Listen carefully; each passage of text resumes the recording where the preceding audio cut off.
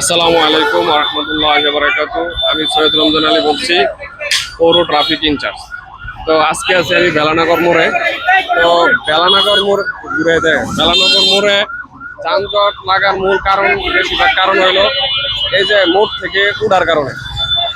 প্রত্যেকটা auto driver বিভাটেক যদি মোড়ের দেখা গেছে 20 থেকে 30 হাত দূর থেকে থাকতো, তাইলে হয়তো বা এই যানজটটা লাগতো না। তো আমরা যারা সাধারণ জনগণ আছি, এই যে আমরা যখন 4-5 দিন ধরে ডিউটি না দেওয়ার কারণে মালাকার মোড় আর গুরুত্বপূর্ণ এই যে মালাকার মোড়টা এবং এই উপজেলা মোড় প্রচুর যানজট সৃষ্টি হয়েছে। তো আসলে আমরা আজ থেকে 10 জন নিয়ে কাজ করতেছি বেলানগর মোড়। তো আপনারা যদি এই যে মোড়গুলি দেখা গেছে, আপনারা যারা সাধারণ জনগণ আছেন, আপনারা যদি মোড় থেকে না উঠে এই যে এখানে একটা গাড়ি ইয়া আছে, খাম্মা আছে, এই বিদ্যুতের খুঁটি আছে, আপনারা যদি সবাই ওই মোড়ের সামনে থেকে উঠেন, যারা যারা আছেন, যদি এই যে আমরা যদি প্রত্যেকটা যাত্রীরা যদি এখান থেকে উঠি, আমার তাও এখান থেকে এয়ারপোর্ট থেকে যদি উঠি, তাহলে আসলে কিন্তু ওইখানে যানজটটা লাগে না।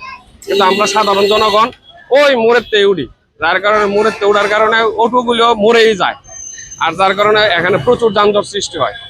আর আগে আমাদের লোক ছিল 20 জন, এখন আমরা লোক নিয়ে আসছিল 10 জনের।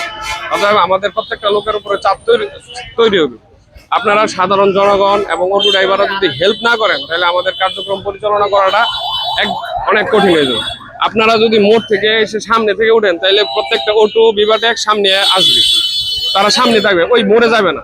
আপনারা শুধু একটা সরকারের উপর ডিপেন্ড করে না দেশটা উন্নতির জন্য।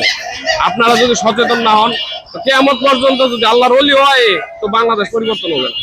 সবাই যার যার জায়গা থেকে পরিবর্তন হতে হবে, তারপর দেশ সুন্দর হবে। আমরা চাই না, এবং উন্নত দেশের যে তাদের আমরা দেশে শাড়ি করে দিচ্ছি, তাদের জনগণই আসলে এই সচেতন বেশি, যার কারণে ওই দেশগুলি উন্নতি হয়েছে বেশি। তো আমরা যখন এই চায়নার দিকে দেখছি যে রাস্তায় জ্যাম নাই, তবু তারা সিগন্যাল ভায়োলেট করে না, সিগন্যাল মানার চেষ্টা করে। অতএব আপনারা সাধারণ জনগণ যদি চেঞ্জ না হন, তো কেয়ামত পর্যন্ত আমাদের দেশ চেঞ্জ হবে না। সবাই